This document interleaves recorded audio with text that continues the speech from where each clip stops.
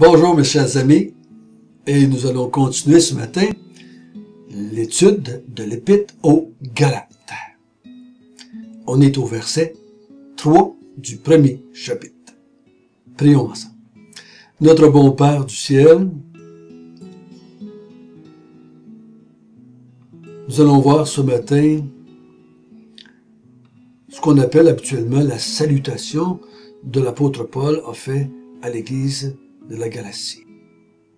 Nous allons voir, Seigneur, des grandes vérités encore ce matin. Nous allons entendre toi qui nous dis quelque chose, qui nous donne des vérités et des principes et des préceptes pour te connaître et pour te servir et pour te louer.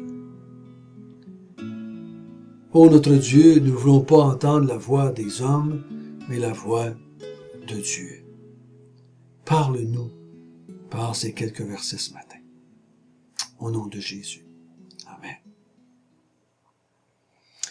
L'introduction. Apôtre Paul qui s'adresse aux églises de la Galatie.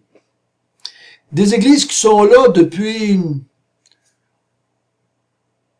quelque temps. Je dirais peut-être une vingtaine d'années, 15-20 ans. C'est dans les premières que Paul a établi dans les Actes des Apôtres. Jésus serait parti dans les années 30, et il se passe quelque temps, on dit une 12 à 15 ans, avant que Paul se convertisse, qu'on pense. Donc, Paul a commencé à établir des églises dans la Galatie, et là, il a entendu dire que pas longtemps après qu'ils aient établi les églises, parce qu'il dit, vous êtes détournés promptement de l'évangile que je vous avais emmené, que je vous avais annoncé. Donc, ça fait pas longtemps que l'église existe, mais elle est déjà en train de se détourner de la vérité. À cause de certains hommes juifs qui étaient venus de Jérusalem, disant que c'était les apôtres qui les envoyaient, pour emmener les chrétiens de la Galatie à s'éloigner de l'évangile que Paul avait emmené et à additionner, pas éloigner totalement, mais ajouter la mise en pratique de la loi comme moyen de salut. On a vu ensemble, il faut faire attention de ne pas prendre cette épître-là pour sermonner les croyants qui fonctionnent dans la vie chrétienne, ou des croyants qui luttent avec le péché, mais ça nous a été écrit pour redresser un individu ou une église qui serait en train de se laisser séduire ou troubler ou éloigner de l'évangile par de faux docteurs. On a vu ensuite que l'apôtre Paul a une autorité supérieure à tous les autres faux docteurs qui sont là, parce que lui, l'évangile qu'il a reçu, lui a été envoyé par Jésus et par Dieu lui-même. C'est Jésus qui l'a envoyé au même titre qu'avait envoyé les 12. C'est eux qui vont mettre en place les fondements. Je ne crois pas personnellement que l'apôtre Paul fait partie des 12. C'est un 13e. Et je pense pas qu'il va être parmi les fondements de l'Église dans l'Apocalypse. Mais je crois qu'il a autant d'autorité du fait que Jésus lui a apparu et Jésus lui a transmis l'Évangile au même titre qu'il l'avait transmis aux 12. On va donner plus d'explications à cela dans les jours qui viennent. Ce matin, nous allons voir la salutation de Paul. Pour ce faire, nous allons relire du verset 1 au verset 5, si vous voulez bien. Paul, apôtre, non de la part des hommes, ni par un homme, mais par Jésus-Christ et Dieu le Père, qui l'a ressuscité des morts, et tous les frères qui sont avec moi aux églises de la Galatie, que la grâce et la paix vous soient données de la part de Dieu le Père et de notre Seigneur Jésus-Christ. qui s'est donné lui-même pour nos péchés, afin de nous arracher du présent siècle mauvais, selon la volonté de Dieu et Père, à qui soit la gloire au siècle des siècles. Amen.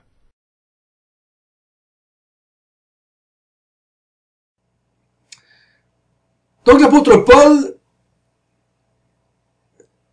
fait cette salutation-là comme dans presque tous les lettres qu'il écrit. Il va nous dire que la grâce et la paix vous soient données de la part de Dieu, le Père et de notre Seigneur Jésus-Christ. Dans presque tous ses épîtres, dans toutes ses lettres, il va dire la même chose. Moi, je les appelle les deux inséparables, la grâce et la paix. Des fois, on peut se demander pourquoi est-ce qu'il parle de ça, parce que les chrétiens ont été graciés de la part de Dieu, et ils sont en paix avec Dieu à cause de Jésus-Christ. Qu'est-ce qu'il veut leur dire? Qu'est-ce qu'il dit quand il dit que la grâce et la paix vous soient données? Je crois que dans cette pensée de l'épître, que ces chrétiens-là sont troublés par de fausses doctrines et qui sont en train de s'éloigner de la grâce qui est en Jésus-Christ seul. Le fait qu'il dit que la grâce et la paix vous soient données de la part de Dieu et de Jésus, je crois qu'il veut les encourager à se garder, à se maintenir dans cette grâce-là, non pas par une vie chrétienne exemplaire, non pas par l'obéissance au commandement de Dieu, mais par la doctrine, par la vérité. C'est ce qu'il va parler tout au long.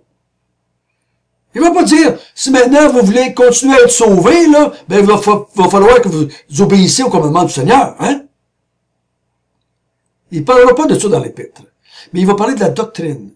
Donc, il dit que la grâce et la paix vous soient données de la part de Dieu et de Jésus-Christ. Donc, l'origine ou la source de la grâce ou de la paix, c'est Dieu et c'est Jésus-Christ. Donc, si je veux savoir de quoi il parle quand il parle de grâce et de paix, mais ça vient de Dieu et de Jésus, du moins. C'est pas la paix qui est donnée par le gouvernement, c'est pas la paix parce que les gouvernements ont signé un traité de paix. On parle pas de paix entre les conjoints qui se sont entendus quand ils ont eu des petits problèmes. C'est pas ça qu'il parle. Il dit, la grâce et la paix qu'il vous soit donnée par Dieu et par Jésus. Donc, ils en sont la source de cette paix et de cette grâce. Et je crois que, à cause de ce que l'apôtre Paul va faire dans le restant de l'épître, je présume que cette grâce et cette paix viennent de la vérité, viennent des Écritures. C'est là qu'on va la chercher, cette grâce et cette paix. On peut pas la trouver, la grâce, dans la loi. On peut pas trouver la grâce dans la prière.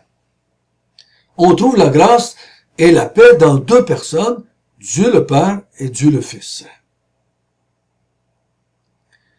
Il dit, qui s'est donné lui-même pour nos péchés? Jésus, notre Seigneur, s'est donné lui-même. Il s'est donné pour nos péchés. Donc, il a voulu prendre sur lui, il a voulu venir dans ce monde, prendre nos péchés, il s'est donné lui-même pour nos péchés, donc il s'est donné à la mort, hein, il s'est donné à devenir humain, et grandir, et mourir, et ressusciter. Donc, il est venu se donner lui-même pour régler le problème de notre péché. Mais il dit à la fin, on va sauter afin que, selon la volonté de notre Père Jésus-Christ. Donc Jésus a pas fait ça de son plein gré. Il a pas fait ça tout seul, comme on pourrait dire un entêté. Non, c'était la volonté de Dieu. C'est pour ça que Jésus s'est présenté continuellement dans les évangiles comme celui que le Père a envoyé. Il était l'envoyé du Père. C'était la volonté de Dieu qu'il vienne. Mais Jésus-Christ, quand il dit qu'il est venu se donner lui-même, c'est qu'il était en plein accord avec cela, il voulait ça, il désirait ça, venir se donner pour nos péchés. Qu'il a porté à la croix. Et pendant qu'il portait les péchés, il a subi la colère de Dieu, il a payé la dette de nos péchés, et Dieu nous a sauvés. Mais sauvés, regardez bien comment est-ce qu'il va le dire dans le verset 4. Afin de nous arracher du présent siècle mauvais. Donc il dit, il s'est donné pour nos péchés, afin de nous arracher du présent siècle mauvais. Ici, il dit pas qu'il nous a sauvés pour nous sauver de l'enfer, hein, pour nous emmener au ciel mais qu'on meurt, hein, mais il dit, Jésus a pris sur lui nos péchés, il s'est donné lui-même pour nos péchés, afin de nous arracher au présent siècle mauvais. Qu'est-ce qu'il veut bien dire par là? Certainement pas en train de vouloir nous dire que maintenant, vous vivrez plus dans le monde, vous allez vous commencer des communes, vous allez aller dans des monastères, vous allez partir des villes, vous allez avoir juste des chrétiens, vous allez vous séparer du monde. Il vous a arraché, enlevé, puis il va vous mettre ailleurs, dans une place qui ne sera pas mauvaise. On sait que c'est pas ça qu'il dit. On sait que c'est pas ça qu'il dit. Ils vont rester dans le monde, ils vont continuer leur même job, ils vont garder leurs enfants et leurs femmes, même s'ils ne seront pas croyants, ils vont garder leur maison là où ils sont, ils vont continuer à fréquenter les mêmes épiceries, ils vont continuer à fréquenter leur parenté, par la grâce de Dieu. Qu'est-ce qu'il veut dire par arracher le présent siècle mauvais? Pourquoi? Pourquoi il emmène ça ici? Pourquoi il ne dit pas afin que nous puissions aller au ciel mais qu'on meure? Non, c'est le résultat que Jésus s'est donné lui-même pour nos péchés est immédiat, afin de nous arracher au siècle présent et mauvais. Le siècle présent, il est mauvais à cause de quoi? À cause de ses péchés. Donc, ça veut-tu dire que maintenant, les chrétiens feront plus de péché? Il y en a qui pensent ça. Ils en feront plus. En tout cas, ils vont en faire moins. Ils vont faire leur possible pour en faire moins. Il dit, verset 4, selon la volonté du Père, Jésus s'est donné lui-même, afin de nous arracher au siècle présent qui est mauvais. Et là, il dit au verset 5, à qui soit la gloire au siècle des siècles. Amen. Donc, pour moi, le siècle présent ne fait pas la gloire de Dieu. Le siècle présent, il est mauvais parce qu'il ne fait pas la gloire de Dieu. Parce que si le siècle présent est mauvais parce qu'il fait des péchés, mais l'Église fait encore des péchés. Donc elle sera encore mauvaise. Je suis enseignant dans les églises depuis 37 ans. Et l'Église est un rassemblement d'hommes et de femmes qui sont encore des pécheurs. Ils pêchent encore. Donc ça ne peut pas vouloir dire qu'il nous a arrachés du siècle présent puis qu'on fait plus de péché. Mais, à cause qu'il nous a arrachés du siècle présent, nous maintenant, qui sommes le peuple de Dieu, nous voulons servir à la gloire de Dieu. Nous servons à la gloire de Dieu. Nous sommes des instruments pour la gloire de Dieu.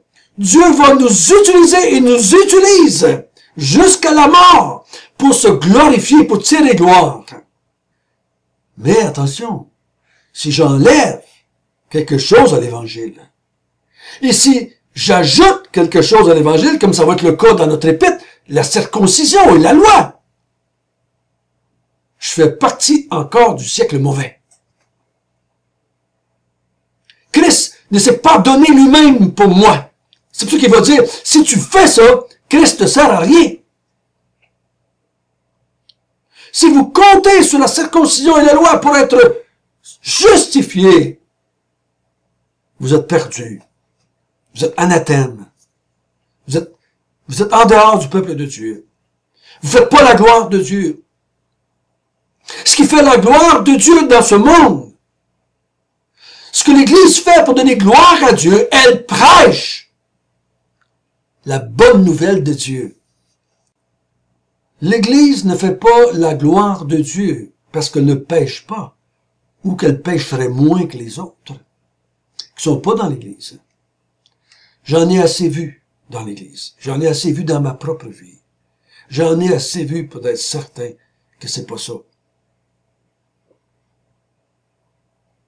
Et si vous êtes dans les églises depuis assez longtemps, si vous êtes chrétien depuis assez longtemps, vous savez que c'est pas ça. Dieu vous a pas arraché du siècle présent et la preuve, c'est que vous êtes plus de péché. Si c'est ça, vous avez la preuve qu'il vous a pas arraché au siècle présent. Mais il vous a arraché au siècle présent et vous avez la preuve parce que maintenant, vous savez que vous recherchez la gloire de Dieu, vous voulez la gloire de Dieu et vous voulez proclamer l'évangile de la gloire de Dieu. L'évangile, la bonne nouvelle de Dieu. En Jésus-Christ. Cette bonne nouvelle que Jésus-Christ est venu, s'est donné lui-même. Pour nos péchés, pour la gloire de Dieu. C'est ça qui fait la gloire de Dieu. C'est pas... Je sais, je l'ai fait aussi assez longtemps. Au lieu de proclamer la bonne évangile de Dieu, comme Paul disait aux Romains, j'aimerais ça être parmi vous pour vous prêcher l'évangile. Au lieu de prêcher la bonne évangile de Dieu à l'Église, on sermonne l'Église. On accuse l'Église. On culpabilise l'Église. On essaie d'amener l'Église dimanche après réunion, d'être des meilleurs couples, des meilleurs parents, des meilleures femmes, des meilleurs maris, des meilleurs enfants. On essaie d'en faire des meilleures personnes. Et ça ne fait pas la gloire de Dieu. Parce qu'ils ne deviennent pas de meilleures personnes. Ils vont mourir pécheurs. Ils vont continuer à pécher toute leur vie. Mais, quand je proclame que Jésus-Christ s'est donné, que Jésus-Christ s'est livré à la mort pour moi, pour mes péchés, afin de m'arracher au siècle présent et que je serve à la gloire de Dieu, là, j'étais arraché au siècle présent, au mauvais siècle présent, qui veut la gloire pour lui-même et non pas pour la gloire de Dieu. Faisons attention de ne pas utiliser l'Évangile pour commencer une religion de bonnes personnes. Ne nous servons pas de l'Évangile pour faire des croyants des meilleures personnes. Mais servons-nous de l'Évangile dans la vie des croyants, dans ma propre vie, pour la gloire de Dieu. Pour la gloire de Dieu. Quand je lis les Galates, quand je lis les Corinthiens, quand je lis toutes les épîtres de Paul, je vois bien que toutes les églises sont comme les églises aujourd'hui. Ils luttent avec le péché encore. Mais ils servent à la gloire de Dieu parce qu'ils continuent à proclamer la vérité telle que reçue par les apôtres. Notre bon Père du ciel, merci que c'était ta volonté, ton plan, ta décision d'envoyer Jésus-Christ pour prendre nos péchés. Merci Seigneur Jésus que tu as bien voulu de ton plein gré venir prendre nos péchés. Merci de nous avoir arrachés au siècle présent et que nous servons maintenant à la gloire de Dieu le Père et la gloire de Jésus-Christ. Au nom de Jésus. Amen.